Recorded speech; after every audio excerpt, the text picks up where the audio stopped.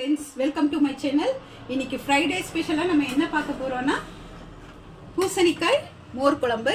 அதுக்கு நான் வந்து வெள்ளை பூசணிக்காவை வேக வச்சு கொஞ்சம் மஞ்சள் தூள் உப்பு போட்டு வேக வச்சுட்டேன். அதுக்கு அடுத்தது நம்ம வந்து மசாலா அரைக்கிறதுக்கு இது ரெடி பண்ணிக்குவோம். பாத்தீங்கன்னா தேங்காய் கொஞ்சம் எடுத்துருக்கேன், அதோட பச்சை மிளகாய் ஒரு 4, இஞ்சி, சீரகம். எப்பவும் இதுக்கு வந்து மோர் குழம்புக்கு நம்ம தோரம்பருப்பு ஒரு 2 டேபிள் ஸ்பூன் 10 நிமிஷம் மை மாதிரி நம்ம அரைச்சி எடுத்துக்குவோம். பாருங்க, இப்போ நல்லா பூசணிக்காய் வெந்துருச்சு. இதோடையே நம்ம இந்த அரைச்ச விழுதை இதில் இது பண்ணிடலாம். பார்த்தீங்கன்னா அரைச்சி வச்சுருக்கோம் இல்லையா, இந்த விழுதை இதில் மிக்ஸ் பண்ணோன்னா இது ரெண்டும் சேர்ந்து நல்லா மிக்சிங் ஆகி வெந்து வந்துடும். இது ஒரு 5-10 நிமிஷம் நமக்கு நல்லா ரெண்டும் மிக்ஸ் ஆகட்டும். அதுக்கப்புறம் நம்ம என்ன பண்ணலாம் பார்த்தீங்கன்னா, முக்கியமான இந்த நம்ம மோர் குழம்புக்கு முக்கியமான இன்க்ரீடியன்ட்ஸ் என்ன, தயிர். இப்போ நான் தயிர் வந்து ஒரு கப் எடுத்திருக்கேன். அதை பார்த்தீங்கன்னா நல்லா பீட் பண்ணி வச்சுருக்கேன். சிலவங்க வந்து அதை மிக்சியில் போட்டு அடைச்சி நல்லா மை மாதிரி எடுப்பாங்க. இருந்தாலும் நம்ம பீட் பண்ணும்போதே அது அந்த இது கன்சிஸ்டன்சியில் வந்துடும். ஓகே ஃப்ரெண்ட்ஸ், இப்போ வந்து அது ரெடி ஆகட்டும். அது வரைக்கும் இதை பீட் பண்ணி வச்சுருக்கோம்.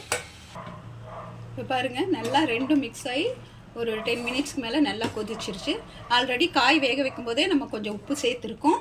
அதனால் திரும்ப சேர்த்தும் போது பார்த்து சேர்த்துக்கணும். ஓகே ஃப்ரெண்ட்ஸ், இதை எடுத்து நம்ம மோரில் மிக்ஸ் பண்ணலாம்.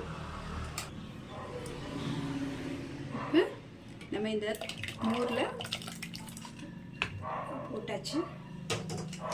இப்போ நம்ம மோர் குழம்பு ரெடி. இனி தாளிக்க வேணும்.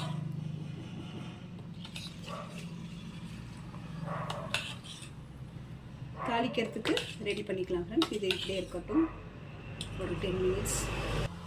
மோர் குழம்பு தாளிக்கிறதுக்கு தேங்காய் எண்ணெய் எடுத்துக்கோங்க. அப்போ தான் நல்லா டேஸ்ட்டாக இருக்கும். மோர் குழம்பு அவியெல்லாம் பண்ணும்போது நம்ம தாளிக்கிறதுக்கு தேங்காய் எண்ணெய் எடுத்துக்கலாம். இப்போ பார்த்தீங்கன்னா கொஞ்சம் கடுகு, அதுக்கப்புறம் வரமிளகாய் 1 போட்டுக்கோங்க, கொஞ்சமாக கருவேப்பிலை,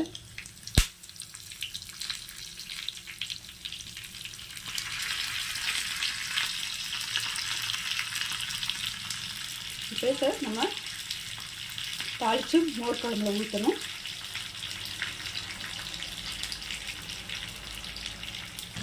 தாளிச்சு ஊற்றிட்டு ஒரு கலக்கி விட்டுருங்க. இவ்வளவு சூப்பரான மோர் குழம்பு ரெடி ஃப்ரெண்ட்ஸ். வாங்க சாப்பிட்லாம்.